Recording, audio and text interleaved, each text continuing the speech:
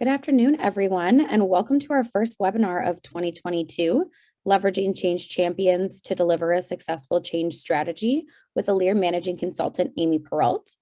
My name is Jordan Fuger-Burmeister. I'm the Marketing Manager at Elire, and I'll be the moderator for today's session. A few quick reminders. This session is being recorded. This recording, as well as any of our past webinars, are available on elire.com, which we have a brand new website if you haven't checked it out yet, as well as our Elire Inc. YouTube channel.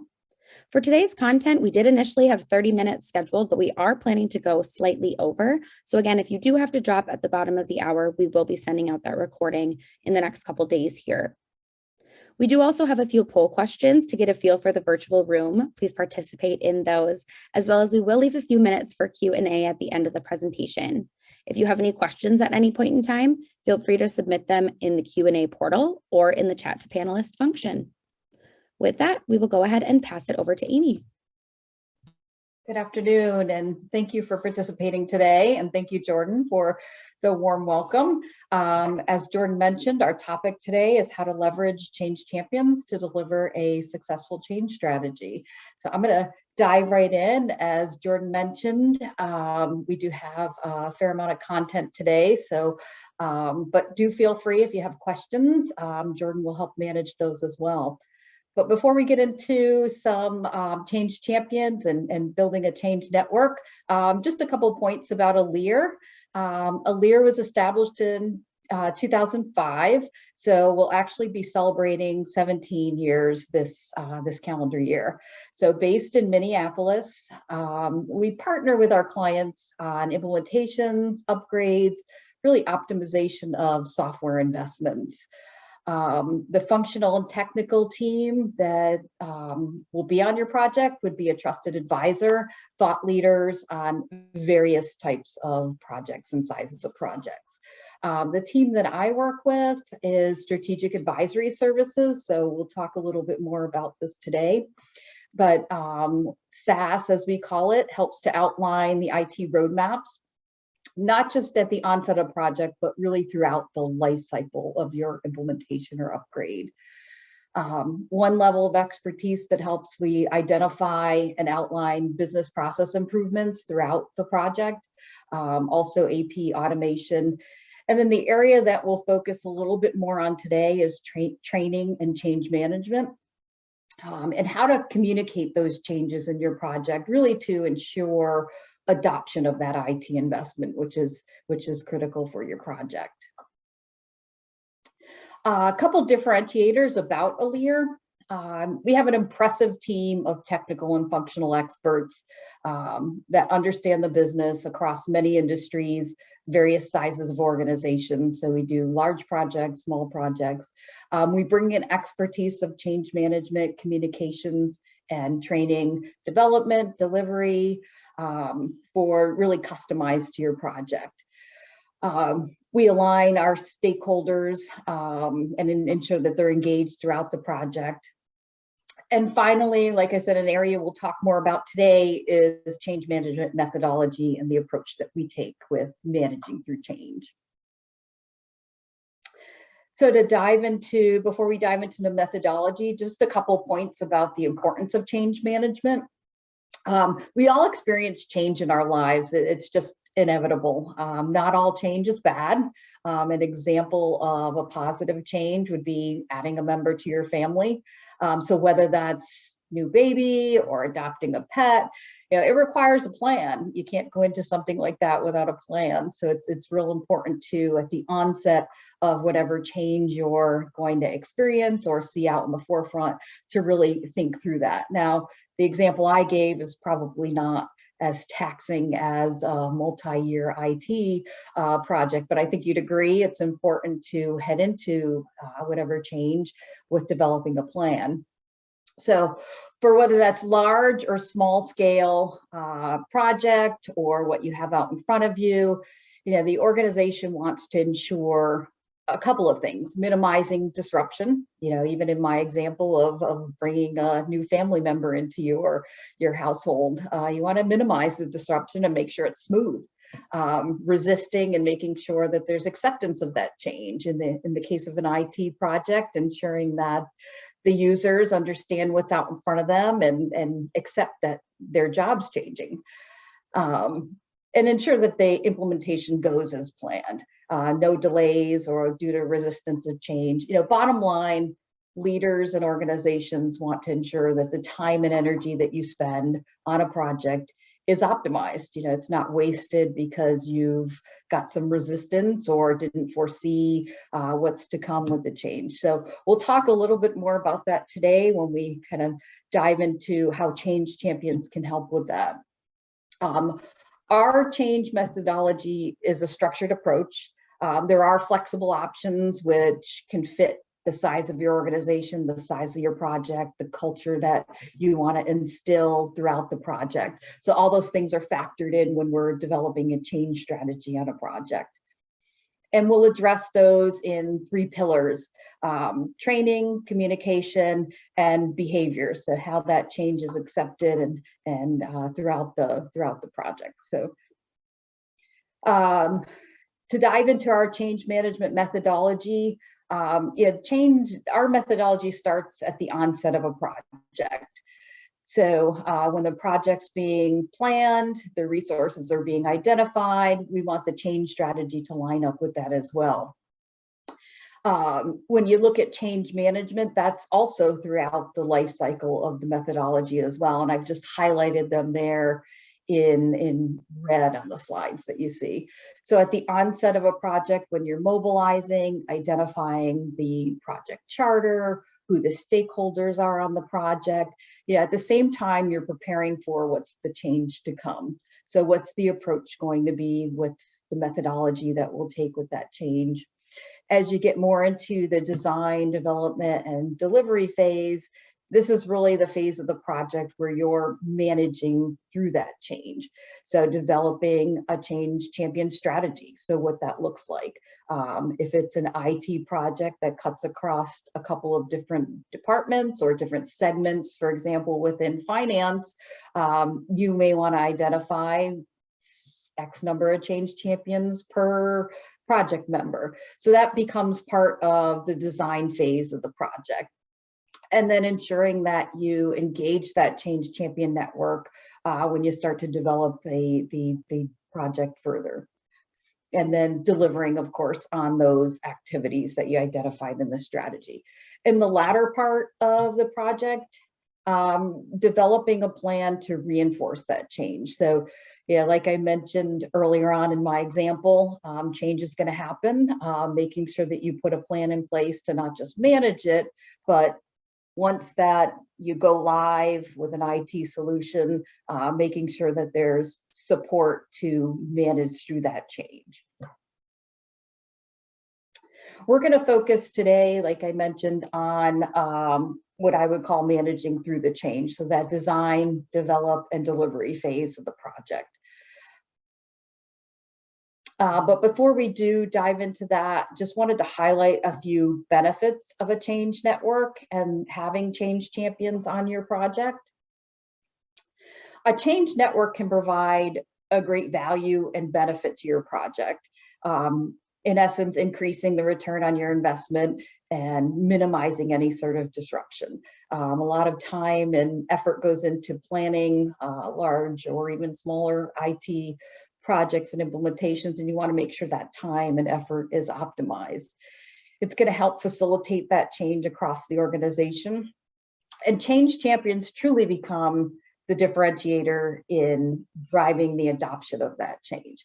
And that's not just going to happen on its own. It really does require developing and managing a structured approach. And again, we'll talk a little bit more about that when we talk about implementation.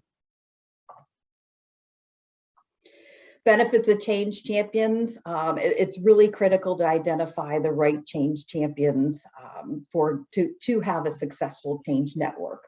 The network can, in essence, provide a platform for employees, whether they're impacted or not, to share their fears, concerns about the project, or even joys associated with what's coming or the change that impacts them in their role. It can also be, I like to call it a way to leverage positive peer pressure. So when identifying change champions on your project, letting them be the voice and hear some of the concerns and fears, or like I said, even joys of a project, and feeding those back to the organization so you can react to that. The change champions can also help your project team to offset any issues or possibly derailments that you would foresee by gathering that information, sharing it, and then of course course correcting and managing your project based on what you're hearing. And of course, a nice benefit on IT projects is you can develop these change champions into super users. So oftentimes they're familiar with the change that's to come because maybe they've been part of a similar change in their career or in their past, and they know the system, know what to expect, and they can really be a proponent for that change. And then, like I said, develop into super users. So let's talk a little bit more specific about developing and managing a change network. As I mentioned, this isn't something that's going to happen on its own. It really requires focused efforts, project planning, really from the onset. Defining the role and responsibilities. So what do you foresee these change champions' role to be? Whether that's participating in some project meetings, if you've got a large change network, perhaps train the trainer on how to manage through change. So identifying those up front to outline what do we see the role and responsibilities of these change champions to be. Defining the criteria for selecting change champions. This is also very important. If you've got an organization that maybe has some individuals that have been through a similar change, that might be a criteria that you identify as selection criteria for who the change champion should be. Providing an overview to the managers of those potential change champions. So this is going to be a bit of a time commitment, which we'll get to in a moment, but you want to make sure the managers are on board with these individuals participating in change meetings and change network feedback. Ask the managers to identify change champions. So as much as it will be a volunteer basis, you also want to have buy-in from the manager as well as the individuals that you're potentially selecting as change champions. Follow up with those that are volunteered and gain their commitment, making sure again that they're on board. Having a kickoff, so it's actually a formal kickoff for the change network. And that also brings some camaraderie to the team as well, and recognizing that they're a big part of this project.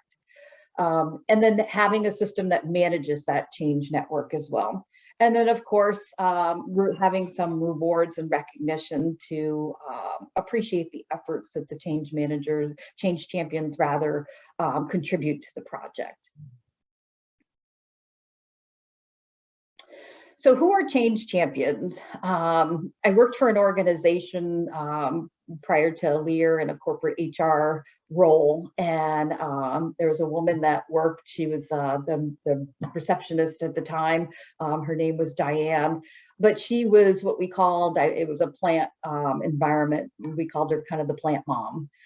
She knew everyone. She knew their children. She engaged people, shared information with her, and Diane was truly an informal leader. She really wasn't in a leadership role, but she was a huge proponent of the company, the people. So when I think of change champions and what you look for in terms of who they are and their role in the organization, that's real important. They're people that are informal leaders. In this case, they're volunteers. So even though you may select and the individual may be selected and asked to volunteer, you don't want to force someone to participate in a program like this. As I mentioned, they're oftentimes frontline employees, so peers to the individuals that are part of the project or even impacted by the change or the project. As I mentioned with my story with Diane, they've accepted the change. So they're part of the organization. They see that the organization's moving and they can speak positively of that change. And then they become advocates. And there are individuals that employees and coworkers engage with. So there becomes an increased buy-in and acceptance for the change. So those are kind of some important criteria in terms of who change champions are within your organization. A couple of just defining the change network. The change management team will really work to develop a strategy that fits the project, the organizational culture, the size and scope of what you've outlined as the change, whether that's an IT project or other parts of organizational change. And that includes answering questions, managing the logistics, developing a system to manage the feedback. So it's great if you've got change champions that are out there identifying what feedback they're getting, but you also want to be able to create a system for them to feed that information back up to the project team. The organizational leaders are also very important in this, the change network as well. They'll assist with helping the selection of the change champions, ensuring that they understand the change champion role. Oftentimes, organizational leaders you can leverage to sponsor the program. So whether that's a communication that's under their signature, and also to be able to recognize those change champions throughout the program as well. So they've got that check-in, but also sponsorship to the program. Our approach that we take is collaborative. So the change management team will, for example, hold a kickoff, offer training to help the change champions understand and know what to expect. Understand, for example, if they get some resistance. So you've got a number of people that have different change aptitude. Some people are just naturally accepting of change. Others are naturally resistant of change. That's just how I guess life is. So helping the change champions understand how to address those concerns and help people move past that. The other collaborative approach, holding regular meetings. So ensuring that there's touch points to not just hear the feedback, but what's to come next in terms of the project, the scope, and what to expect. And then a couple keys to success, that are really very important in terms of when you develop a change champion network. I've talked a little bit about, but leadership buy-in and support is important. This program is designed to optimize your project, the investment in an IT solution. You want to make sure that there's buy-in and support from the leadership team. Careful selection of change champions. We talked a little bit about that today, and I mentioned some of the criteria for the role of a change champion, but making sure they're capable, of representing the business, understanding and embracing the change, and really driving that through their peers. Providing a structured change champion program. So again, it's not just going to happen on its own. So it's got to be thoughtful, planned out, really at the onset of the project, so that it flows along with designing the IT solution. So as those solutions are developed, having the change champion program and communications that complement that. Continuous commitment from managers and leaders. Again, it is a time and effort from the change champions, and just making sure that that's recognized and approved in a commitment. And then, as I mentioned, foundational knowledge. Many people may appear to be natural at embracing change, but helping others through that change might be something that they need a foundational knowledge of. And then just kind of an example, I talked a little bit about time commitment. Of course, there is when you're asking individuals to kind of step outside of their main role and participate in a program like this. And these are just clearly just estimates. And a lot of that's going to differ based on the size of your project, the scope of your organization and culture, but having a kickoff prior to really promote the awareness so the organization understands and can embrace just the program in general, possibly a 1 to 2 hours over the first month of the project. Then having a proper onboarding, which again, trains the change champions, sets an expectation, having them attend change champion meetings, oftentimes anywhere from a half a day to a full day commitment. And that can be over a period of time. Again, it's a completely customized solution. So you may say on your project, makes sense to have that as a half a day up front. Whereas you may say in this remote environment where we customize to embrace the remote working structure, maybe it's 2 hours for 3 days of a week. So again, you can customize that. During the project development and preparation, participating in change champion calls, sharing updates of like I have their word on the street, so what they're hearing and what might have to be course corrected, maybe 1 to 2 hours per month.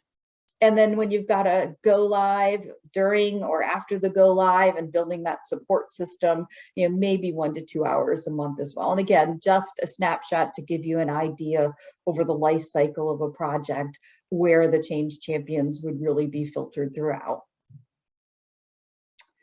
So a quick poll question.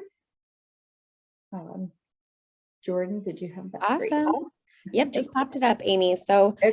We talked a little bit about the benefits of a change champion program, but now we want to take it back to your team. So which items do you think your team would most benefit from by implementing a change champion program? And you can select all that apply. So assistance with identifying and mitigating resistance, providing peers with an informal environment, making it easier to better understand factors driving change, gathering feedback and delivering it to your change team, identifying any resistors or need for additional communication and or training, or developing into super users and assisting with training peers and project teams. Looks like we have some responses coming in. I will give it about another 10 seconds here, and then we'll go ahead and share and see what we have. Just a quick reminder too, while we're waiting on this, I've seen some questions come in both the Q&A and the chat to panelists. Thank you for submitting those so far. Feel free to continue to submit those, and we'll give a couple minutes for it at the end. With that, I'm going to go ahead and close the poll out. And results-wise, we're kind of a mixed bag across the board, but it looks like the most frequently answered one is making it easier to better understand factors driving change, along with identifying any resistors or need for additional communication and or training. Back to you, Amy. Great, thank you. Thanks for your participation. And yeah, as Jordan said, definitely a mixed bag of what you would benefit from. So that's great. Thank you again. So last section I wanted to go through is just a little more specifics on actually implementing a change champion program. So a couple components we've already spoken about. Identifying those key stakeholders that will sponsor and support the change champion program. Really starting with that, making sure that they're on board, having them being part of the program charter, helping them to identify who the change champion, the criteria is for selecting change champion. It is very important at the onset of the project. And that can be a senior leader, that can be maybe someone that's a actual project sponsor for the IT solution. So really it's a fit for what the project and the change that you're implementing. Designing a program based on the project size and scope. You wouldn't want to have an unbalanced number of change champions. So you want to manage that as well based on who's impacted by the change that your project is managing. And then the other two pieces that I'll speak to is change champion selection, which I touched on, and then training those change champions on managing the change. So some characteristics of change champions, you do want experienced professionals. You may have some folks that have just joined your organization. And if they're new to the organization and don't understand culture and how to navigate, where to maybe bring their feedback, you may want to identify them for a later point or a later change champion role. Respected amongst their peers. Again, you want individuals like in the example I gave with my plant mom and Diane. She was someone that people gravitated to, respected, trusted with information. So you want to make sure that the person that you select for change champions has that criteria. Formal or informal leaders within their work, so they don't necessarily have to lead a project, lead a team, but if they're viewed as an informal leader, or in this case, maybe they have direct reports and they're actually a formal leader, that's a great criteria as well. Positive attitude, again, this is a network to help embrace and move people along. You need individuals that have that attitude and can maybe offset someone that doesn't have a positive attitude, helping them kind of work through that and manage through what we call the change curve. Strong communication skills, so being able to understand and sort through the feedback that they're getting and share that upwards to the project team, maybe to the change management team is important as well. And knowledgeable about the function, the team, and how things get done. If you have individuals that have done a similar project in their past, whether it's an upgrade or implementation, those are individuals that can speak from experience. So that's a huge plus for a characteristic that you would want and benefit from as a change champion. Setting the expectations of change champions is important as well. You want them to be able to actively participate in the scheduled calls and webinars. So there is a bit of a time commitment that they'll have to carve out and make themselves available. Promote the project and champion it when responding to questions. Again, these individuals are going to help the team and the impacted associates get through the change. You want them to embrace that as well. Share communications with their peers. So you may have some changes that are coming and you're doing some communications as a whole via email or maybe webinars, giving briefing the change champions on some key bullet points helps to just embrace that change and move through the project. Solicit feedback. So, you may require, based on your organization or where you are in terms of the project, to have these change champions actually go out and solicit feedback. Maybe we've gone through testing and you want to gather some feedback in terms of what individuals are feeling about what's to come with the new system.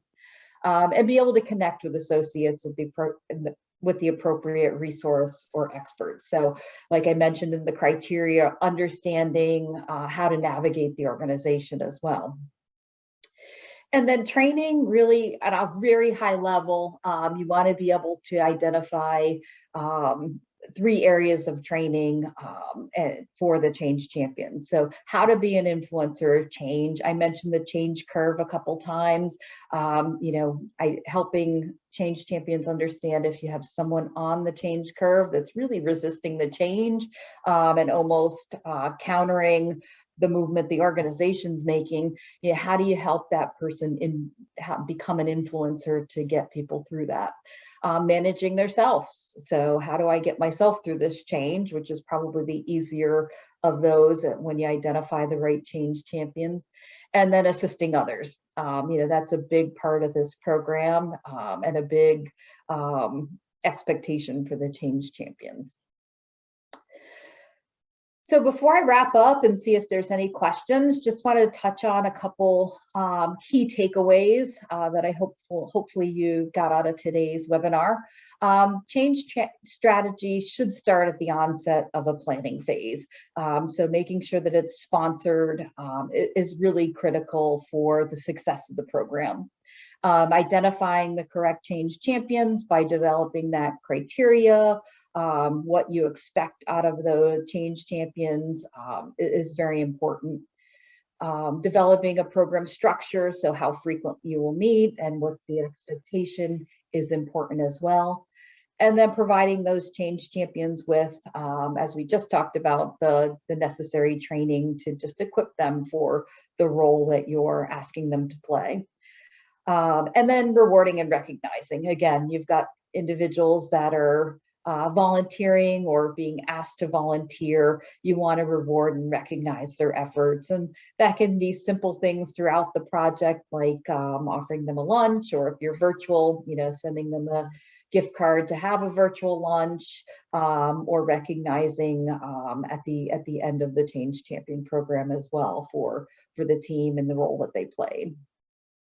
So I think, Jordan, you mentioned there were a couple questions throughout. I know we're actually right at 30 minutes now. So if anybody has questions or you want to give me what come through, that would be great. Yeah, we'll answer these couple quick. If you do have a question and we can't get to it, we can definitely follow up after.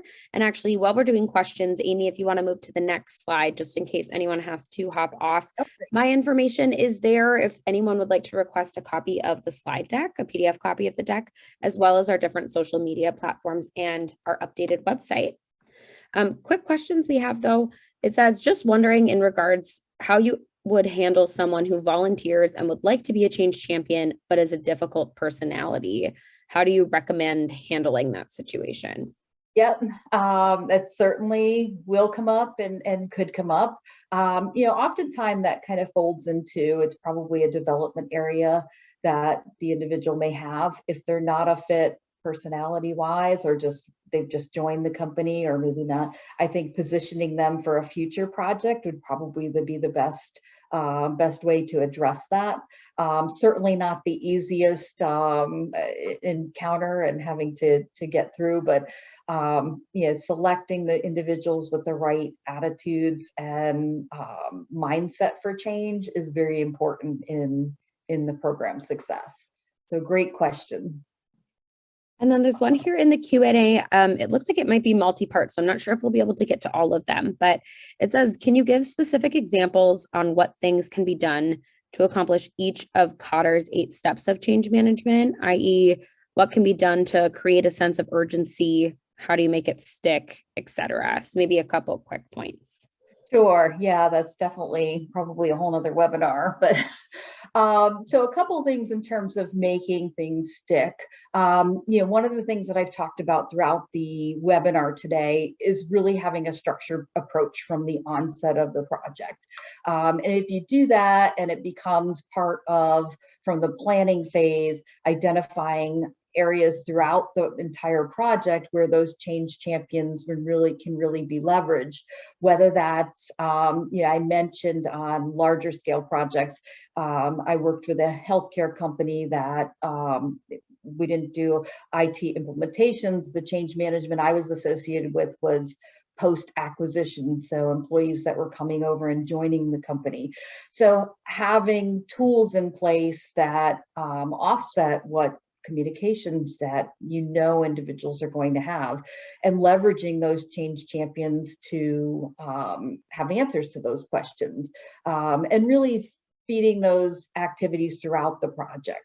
The one example, as I mentioned, is maybe a train the trainer program. So you may train your change champions on how to understand and be an influencer of change. But if you've got a large scale project, you might have those change champions actually train managers on how to influence and change. So it becomes kind of a larger scale training. So hopefully that was at least an example to kind of help address your question. Excellent. Yeah. And for additional follow-up, that one looks like it was submitted anonymously, but if you do want to drop your name in the chat to panelists, we can definitely follow up with additional information afterwards. With that, we are going to be wrapping up today's webinar. Again, please follow us on social media as well as engage with us on our new website. We do have a quarterly project management newsletter that covers all things project management, change management, training, and that sign up is available on our website, or again, if you email me. Thank you so much to Amy for a great presentation today and for everyone for joining, and have a wonderful rest of your afternoon. Thank you.